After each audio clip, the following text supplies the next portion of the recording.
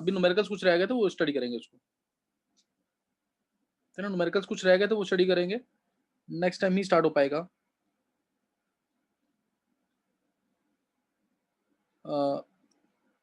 Equilibrium chapter note करना है, numericals कुछ हमने थ्योरी सारी खत्म कर ली है इसकी, थर्मोडायनामिक्स की, न्यूमेरिकल्स करने हैं इसके आज। तो फर्स्ट न्यूमेरिकल नोट करेंगे पहले। न्यूमेरिकल है सपोज, इसके आंसर जल्दी बोलना है, ये जेई के क्वेश्चन है।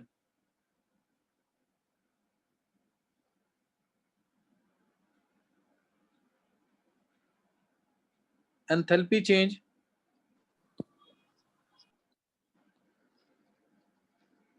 Enthalpy change involve in oxidation of glucose,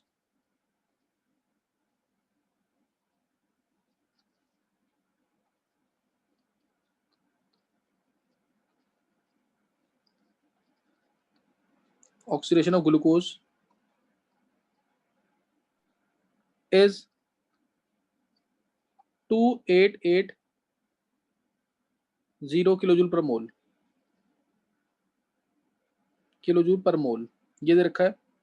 25% of this energy is available for muscular work,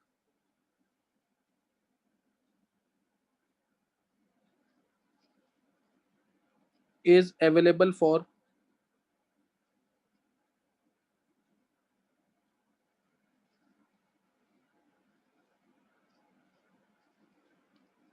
muscular work, clear, is available for muscular work if 100 kilojoule of,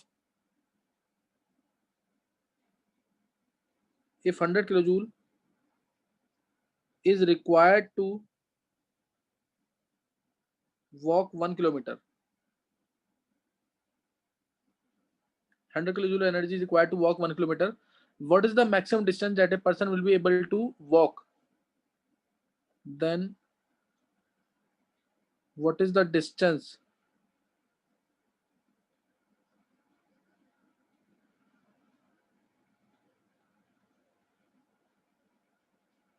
a person is able to cover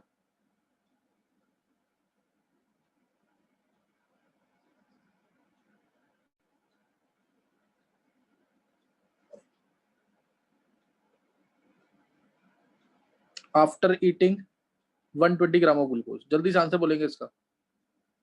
after eating 120 gram glucose, ये ऐसे question भी आते थे जिसका मतलब even तुम ये भी कहते हो कि चैप्टर से भी कोई लेना देना नहीं है, थर्मोडायनामिक्स चैप्टर से, लेकिन हाँ यूनिटरी मेथड के थ्रू कर सकते हो तुम क्वेश्चन को।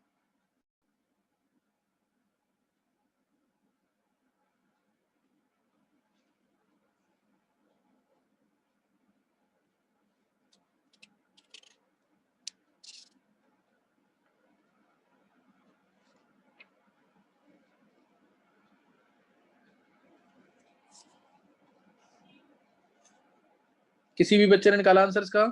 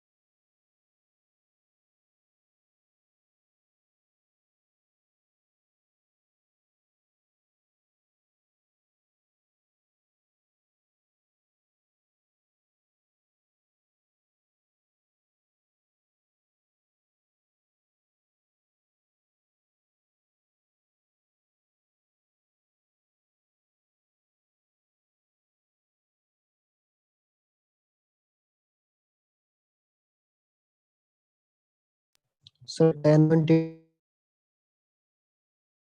कितना निकाला आंसर बोलो?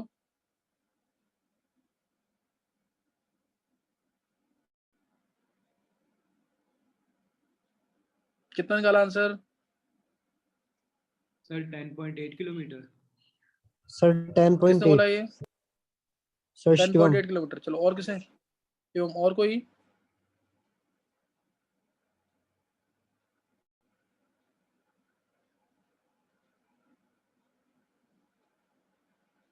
हाँ विधि सही है। 480 किसने बोला ये? नाम बोलो जल्दी। सर प्रथम। प्रथम। हाँ 4.8 सही है। अच्छा सही है, अनन्य सही है।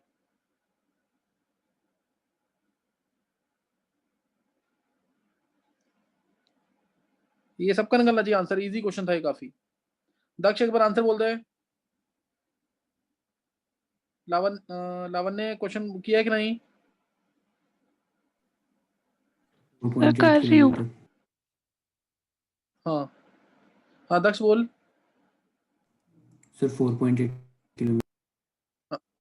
सही है, बहुत इजी क्वेश्चन था, ओरल क्वेश्चन है और तुम लोग पता नहीं कैसे 10.8 निकाल रहे हो आंसर। देखो एक मोल ग्लूकोज खाने से कितनी एनर्जी मिल रही है दिया हुआ है क्वेश्चन के अंदर, 2880, और उसमें से 25% सिर्फ मस्कुलर वर्क के लिए, यानी चलने के लिए कितनी एनर्जी मिल रही है? 25%। तो निकाल लेते हैं 25% एनर्जी, यानी कितना हो जाएगा 2880 इंटू 25/100, यानी 1/4 इसका। 1/4 कितना आ जाएगा चेक करना एक बार, बाय 4 7 और 2 720 किलो जूल एनर्जी है तुम्हारे पास चलने के लिए, और 720 किलो जूल है ये कितने से? 180 ग्राम से। ग्लूकोज क्या होता है? C6H12O6। ग्लूकोज क्या होता है? C6H12O6। 180 ग्राम से इतनी एनर्जी मिल रही है, और पर्सन ने ग्लूकोज कितना खाया है? 120 ग्राम। तो 180 ग्राम से कितनी एनर्जी है? 720 किलो जूल। तो 120 ग्राम से हो जाएगी 720 डिवाइड बाय 180 इंटू 100।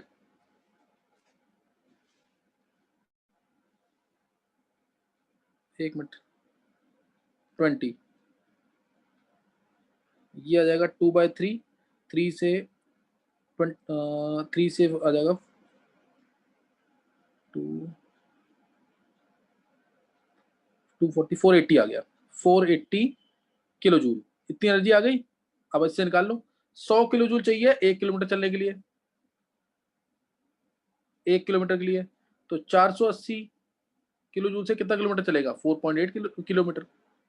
ये तुम ऑलरेडी चाहोगे, ऑलरेडी हो जाएंगे क्वेश्चन ये वाले, 4.8 किलोमीटर आंसर आ जाएगा। नहीं समझ आया? ये सब बच्चों को समझ आ जाना चाहिए, किसी को कोई डाउट तो नहीं है इसमें?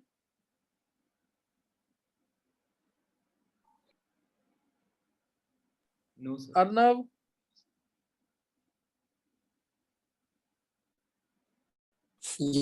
अर्नव सर अर्नव अभी ना अगर समझ आ Yes, गया तो sir. अच्छी बात है, नहीं तो नेक्स्ट टाइम जब चैप्टर स्टार्ट होगा तो समझ आएगा। नया चैप्टर आज स्टार्ट नहीं कर रहा मैं। गर्व, ओके हाँ तो अभी Yes, जितना sir. जब तक समझ आ रहा है तब तक कर ले। गर्व तेरे को समझ आया कुछ नहीं? नहीं सर। कुछ भी यूनिटरी मेथड है गर्व इसके अंदर। अच्छा नेक्स्ट टाइम तो समझ आ जाएगा, नेक्स्ट टाइम जब नया चैप्टर स्टार्ट होगा, है ना? फिर भी एक बार देख ले गर्व, देख एक बार। Yes sir. अर्नव तेरे को भी समझ नहीं आया? अर्नव तेरे को भी समझ नहीं आया? सर आ गया ये वाला तो आ गया। जो देखो जो सर, भी 9th और 10th वाले बच्चे मैंने ना बीच में एक बार क्लास देख अटेंड लेंगे दोबारा जल्दी से। हाँ बोल गर्व। सर मेरी ना बीच में काफी सारी क्लास मिस हो गई तो इसलिए समझ नहीं आ रहा। अच्छा कुछ नहीं गर्व, तू एक काम कर, नया चैप्टर स्टार्ट होगा ना तब रेगुलर रहियो जरूर, और मोल का ओके सब मेरा सर। पढ़ ले जरूर। तो मोल का सब जरूर पढ़ लियो जो मैंने भेजा हुआ है पहले ग्रुप में, ओके स्पेशली मोलैरिटी नॉर्मेलिटी, बहुत इंपॉर्टेंट चैप्टर है इक्विलिब्रियम, जो नेक्स्ट टाइम स्टार्ट होगा। गर्व तू लीव कर दे अभी। Okay sir. अच्छा ये नेक्स्ट क्वेश्चन करेंगे एक इसी टाइप का। नेक्स्ट क्वेश्चन देखेंगे, एक क्वेश्चन और करेंगे ऐसी इजी, फिर मैं हल्का सा प्लस दूंगा। और ये तुम सोचो ये क्वेश्चन 90s में आए हुए हैं, जब आईआईटी के पेपर सबसे टफ बनता था, ये उस समय का क्वेश्चन था ये। नेक्स्ट देखेंगे, an athlete is given 100 gram glucose, an athlete is given 100 gram glucose of it is given 100 gram glucose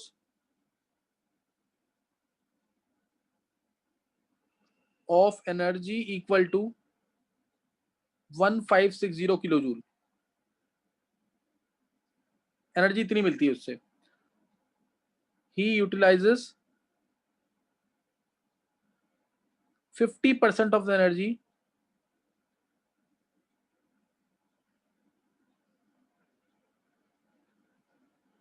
in an event। 50% energy वो यूटिलाइज कर देता है। In order to avoid storage of energy in the body, in order to avoid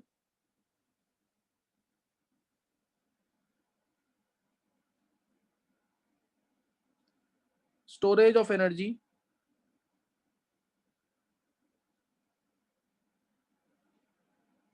of energy in the body,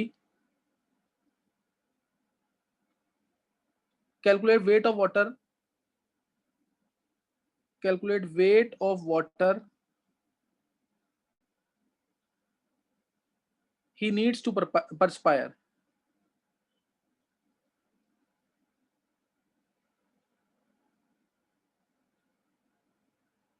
और दे रखा तुम्हें, enthalpy of vaporisation of water is delta H vaporisation किसका, water का। Delta H vaporisation of water is 39 kilojoule per mole. देखो किसका answer निकलता सही।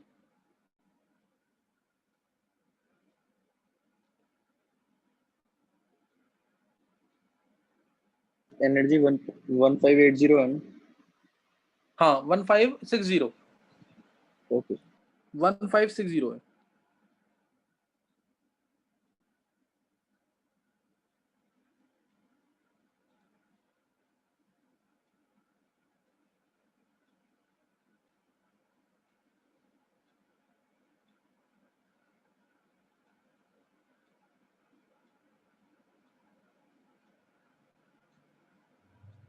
अनन्या ने निकाल लिया, बहुत अच्छे अनन्या।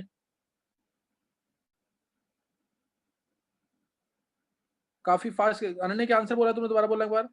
360 ग्राम्स। विधि ने निकाल लिया 360 ग्राम और अनन्या ने।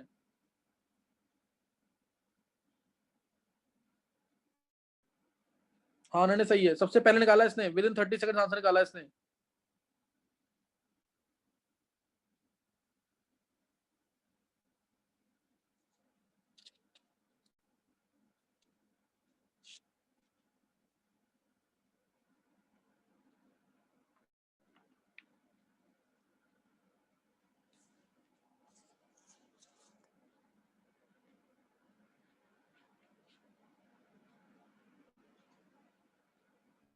हाँ सही है शिवम।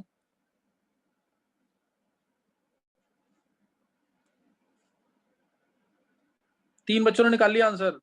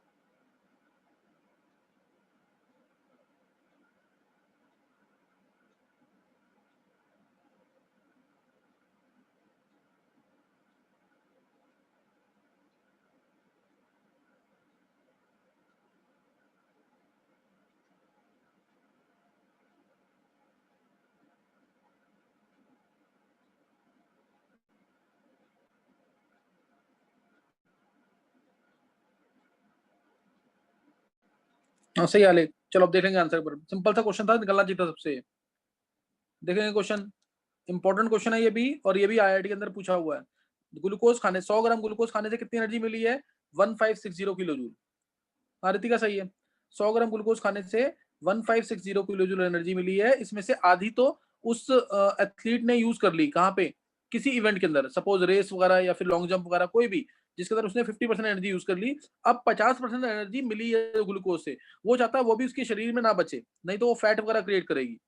तो 50% एनर्जी जो बची हुई है उसको खत्म करने के लिए, मतलब उसको कितनी स्वेटिंग करनी है एक तरह से ये मान लो। What is the weight of water he need to perspire, कितना वो वाटर लूज करेगा। और वाटर के लूज करने की पावर क्या है? अगर तुम 18 ग्राम वाटर लूज होता है, एक मोल लिखा ना पर मोल, 18 ग्राम वाटर लूज होता है तो 39 किलो जूल एनर्जी उसको यूज करनी पड़ेगी। तो अब देख लेते हैं एक बार, पहले एनर्जी कितनी है, एनर्जी कितनी बची, एनर्जी लेफ्ट। बहुत सिंपल क्वेश्चन है ये, टफ नहीं है क्वेश्चन। 1560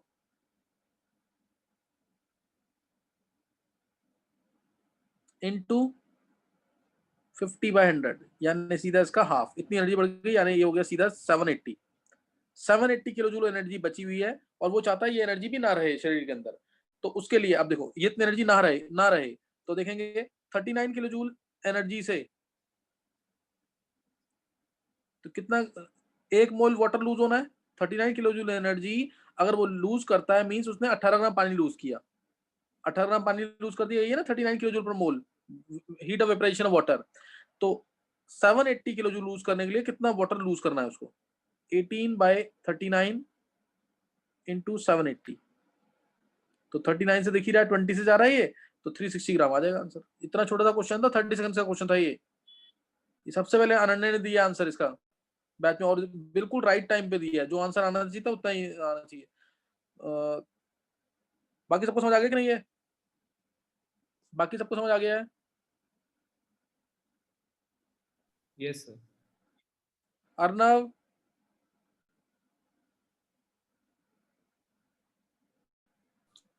सर आ रहा है सर, मैंने भी ना बीच में क्लासेस मिस की हैं तो बीच में डाउट होते हैं थोड़े अर्नव थोड़े। फिर हाँ अर्नव 9th और 10th में जिन्होंने मिस की है क्लासेस वो नहीं करेंगे। अगले चैप्टर को बहुत ढंग से करना है, मैंने तुम्हें बताया हुआ है थर्मो और इक्विलिब्रियम, ये दो बहुत बड़े चैप्टर हैं, बहुत मेन चैप्टर है 11th क्लास के लिए। जिसने मिस की है क्लासेस उसको समझ नहीं आएगा, फिर उसको दिक्कत लगेगी, वो मत करो अटेंड फिर। चलो एक क्वेश्चन और देखेंगे, अब ये थोड़ा बेटर क्वेश्चन है। ये दोनों तो क्वेश्चन आईआईटी में आए हुए थे एडवांस के अंदर, अब ये क्वेश्चन थोड़ा डिफरेंट है। इसमें थोड़ा हल्का सा टाइम भी लगेगा, सोच समझ के करना, हो जाएगा ऐसा नहीं होगा। मोल कंसेप्ट वगैरह भी यूज होगा इसमें। एन एथलीट टेक्स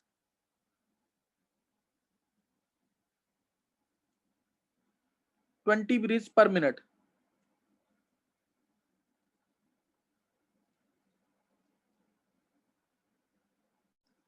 पर मिनट। कोई एथलीट है 1 मिनट में 20 ब्रीथ्स लेता है, सही ना, at room temperature, at room temperature, जिसको तुम मान सकते हो 27 डिग्री सेल्सियस। रूम टेम्परेचर ले लो, यहाँ पे लिख लो सीधा 27 degree Celsius. The air inhaled in each breath, ढंग से नोट करना समझ के बिल्कुल, air inhaled in each breath, air inhaled in each breath is 200 ml, which contains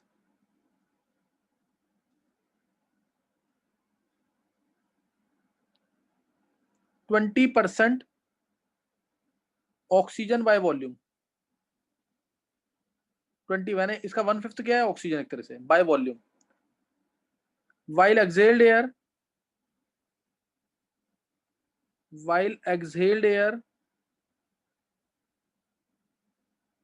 contains 10% oxygen by volume,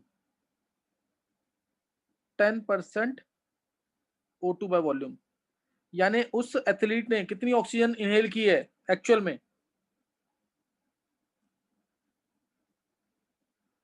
10%। 10%, सीधा इसका 10% लेना तुम, assuming that all oxygen consumed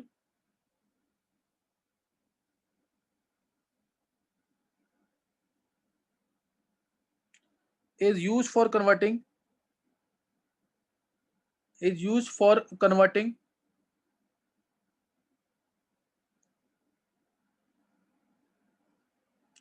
converting glucose into CO2 and H2O. Glucose into CO2 and H2O. How much glucose will be burnt? How much glucose will be burnt?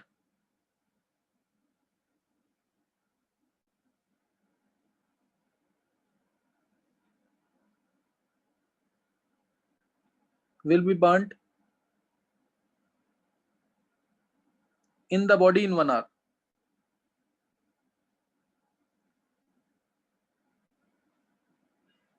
In the body in 1 hour. And what is the heat produced?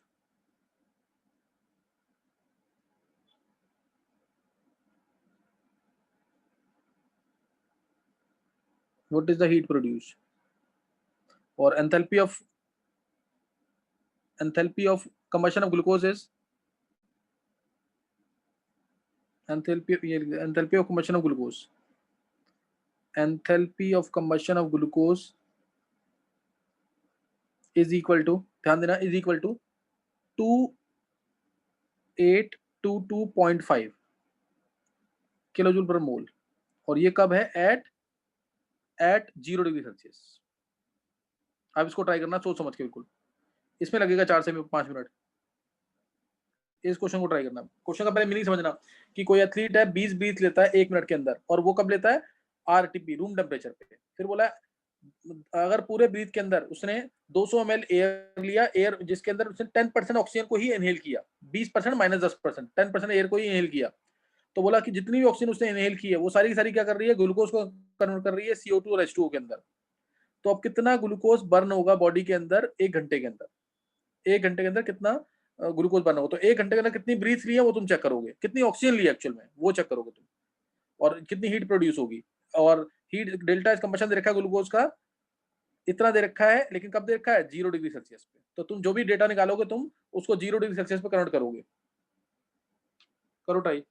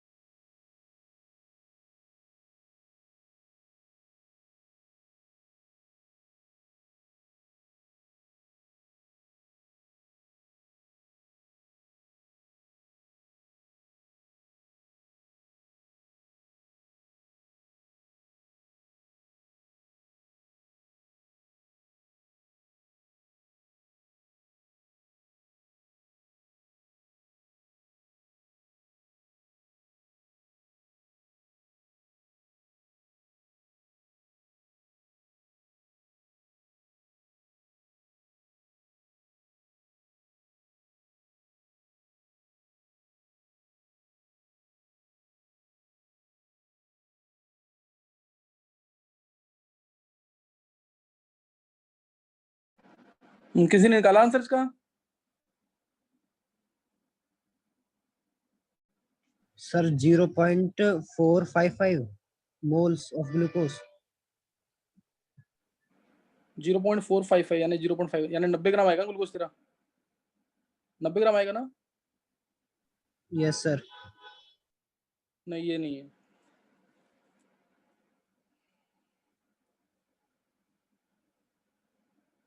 विधि 0.18 मोल। मास कितना आएगा इसका?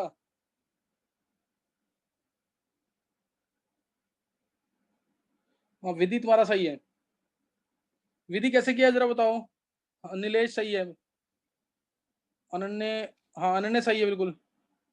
विधि तुम बताओ कैसे किया तुमने? Sir 1 our net breath में 20 ml of O2 inhale हो रही थी और जब 1 आवर के हाँ। अंदर 24,000 ml हो गई यानी 24 लीटर, उसको मोल्स में कन्वर्ट कर दिया हाँ। तो 1.07 मोल्स आ रहा था। तो उससे हाँ। सर इक्वेशन बनाकर 1/6 मोल जो होगा वो ग्लूकोज का होगा जो ऑक्सीडाइज हुआ होगा। हाँ हाँ हाँ बिल्कुल सही है। देखो विधि तुम्हें एक गलती कर गए यहाँ पे, तुमने बिल्कुल सही कंसेप्ट बताया, तुमने ना उसको 0 डिग्री पे कन्वर्ट नहीं किया बस। सर डेल्टा एच 24,000 निकाला तुमने ही नहीं ml मैंने, निकल नहीं रहा। नहीं वो 24,000 जो तुमने ml निकाला है वो कब निकला है? एट 27 डिग्री सेल्सियस निकला ना वो तो। Yes sir. तो उसको 0 में कन्वर्ट नहीं किया, V1/T1 V2/T2 लगाकर। समझे कि नहीं? पर सर मोल्स तो उतने ही आएंगे, वो तो डेल्टा एच के लिए करना होगा। नहीं नहीं नहीं, वॉल्यूम तो चेंज होएगा ना। अच्छा हाँ ठीक है वॉल्यूम सर, आ गया। सही ना, वॉल्यूम तो चेंज होगा। Yes sir. तो उससे करके निकालना था, ये उससे करके करना है इसको। सही ना, एक बार देखना जल्दी से। सर लेकिन देखो मोल्स तो क्वेश्चन। सेम ही रहेंगे ना? हाँ मोल्स तो सेम ही रहेंगे। नहीं सुन मेरी बात, ये दक्ष 24,000, अच्छा 24,000 तू कह रहा है 27 डिग्री सेल्सियस पे बाय 24,000 करेंगे, मतलब जो भी होता है 22.4 लीटर है। तो दक्ष इसका निकला 24,000 PV को ml निकला ना, 24,000 ml निकला एट कब निकला है? एट 27 डिग्री सेल्सियस निकला ना ये। तो इसी में PV इक्वल्स टू nRT लगा के मोल्स निकाल लेंगे। वो STP पे आ जाएगा। मोल्स तो सेम ही रहेंगे वो ना? PV उल्टा नाटी लगाएगा, प्रेशर वॉल्यूम, प्रेशर लेगा इसमें 1 एटमॉस्फेयर। सही है, हाँ सही है दक्ष। देखो उधर तरीका देखना इसका, करना है कैसे करना है। पहले तो देखेंगे टोटल ऑक्सीजन कितनी इनहेल की है 1 घंटे के अंदर। 1 घंटे के अंदर पहले एक ब्रीथ के अंदर कितनी ऑक्सीजन आई? एक ब्रीथ में 20 इंटू 20 ml 200 ml थी टोटल एयर, उसमें से 10% इनहेल की, यानी 20 ml आई एक ब्रीथ के अंदर। एक ब्रीथ के अंदर 20 ml। टोटल ब्रीथ कितनी होंगी 1 घंटे के अंदर? टोटल ब्रीथ कितनी होंगी 1 घंटे के अंदर? 20 इंटू 60, 1200 ब्रीथ होंगी। ये बात समझ आ गई कि नहीं? 20 ब्रीथ्स थी 1 मिनट में, तो 60 मिनट में कितनी ब्रीथ्स होंगी? 1200 ब्रीथ्स। और एक ब्रीथ में 20 ml है, एक ब्रीथ में कितनी है? 20 ml। तो 1200 ब्रीथ में कितनी होगी? 1200 इंटू 20, 24,000 ml। ये टोटल ऑक्सीजन है। This is the total oxygen, ये टोटल ऑक्सीजन है इसके अंदर। नहीं समझ आया ये? आ गया सर। This is the total oxygen at 27 degree Celsius. ये टोटल ऑक्सीजन है, तो इसको कन्वर्ट कर देते हैं अब 0 डिग्री सेल्सियस पे। तो वो कितना हो जाएगा? V1/T1 is equal to V2/T2, नहीं तो डायरेक्ट मोल्स निकाल लो PV उल्टा NRT करके। PV उल्टा NRT करेंगे, डायरेक्ट मोल्स निकल जाएंगे उससे। तो यहाँ से V1 है 24,000, T1 है 300, V2 निकालना है और T2 है 273।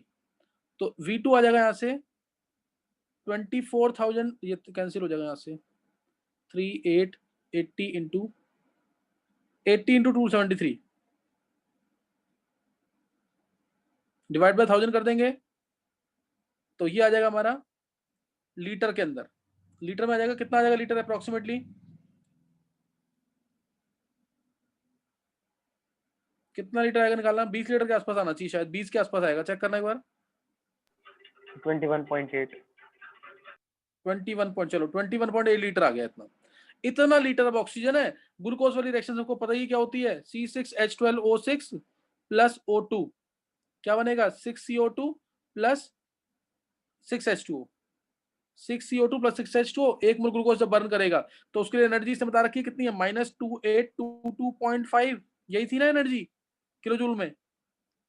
तो अब यहाँ पे आएगा 12 और 6 18, ऑक्सीजन कितना आ जाएंगे यहाँ से, 6O2, 6 यहाँ यूज हो रहे हैं, तो ये आ गया यहाँ से। अब 6 मोल्स हैं O2 के, 6 मोल्स O2 यानी 6 इंटू 22.4 लीटर से 180 ग्राम ग्लूकोज खत्म हो रहा है। तो 21.8 लीटर से कितना ग्लूकोज खत्म होगा, 180 डिवाइड बाय 6 इंटू 22.4 इंटू 21.8, तो कितना आ रहा है ये, कितना आ जाएगा ये, 21.8 22.4 कैंसिल, 630 ग्राम के आसपास आ जाएगा, अप्रोक्सीमेटली बता रहा हूं मैं, 30 ग्राम से हल्का सा कम आएगा, 29 पॉइंट समथिंग आ जाएगा, समझे कि नहीं, क्योंकि 29.1, चलो ये अनन्य ने निकाला 29.1 ग्राम मान लो, इतना ग्राम ग्लूकोज, और एनर्जी भी निकालनी थी तो एनर्जी निकाल लो, इससे निकाल लो, 6 मोल ऑक्सीजन जब बर्न करता है तो कितनी एनर्जी मिल रही है, इतनी, 6 मोल ऑक्सीजन मींस 6 इंटू 22.4 लीटर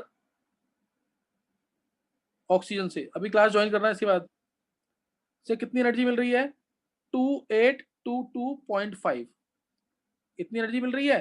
तो 21.8 लीटर से कितनी एनर्जी मिलेगी, तो 21.8 लीटर से कितनी एनर्जी मिलेगी, समझेगा कि नहीं है, 21.8 लीटर से कितनी एनर्जी मिल जाएगी, 2822.5 divide by 6 into 22.4 litre into 21.8, solve कर लेंगे, कितना आया था हमने, ये किसने निकाला था ये, 485 नहीं था, 485 नहीं होगा, कुछ गलती की है देखो, हाँ 458 के आसपास, हाँ 458.3, इतनी एनर्जी आ जाएगी किलो जूल में,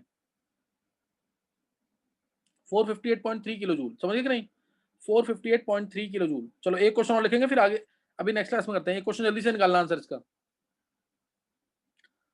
ये बताना तुम्हें, for a liquid delta S vaporisation is, delta S vaporisation this is equal to 40 calorie per mole and delta H vaporization is 30 kilocalorie per mole. Find boiling point of the liquid, बोलेंगे जल्दी से answer इसका, find boiling point of liquid, क्या होगा, find boiling point of liquid,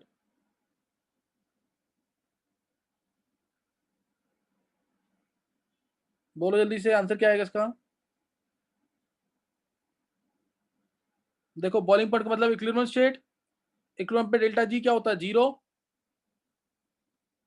ये 0 हो जाएगा तो टी आ जाएगा delta H by delta H, खत्म हो गया क्वेश्चन, ये 0 हो जाएगा, डेल्टा एच हमारा कितना है 30,000 बाय 40, तो बॉइलिंग पॉइंट लिक्विड आ गया 750 केल्विन, समझ आ गया कि नहीं, ये 750 केल्विन, छोटा सा क्वेश्चन था, ऐसे क्वेश्चन भी पूछते हैं ऑब्जेक्टिव्स में, क्लियर हो गया कैसे किया है, डेल्टा जी को 0 रख के। चलो अभी ज्वाइन करना है क्लास को।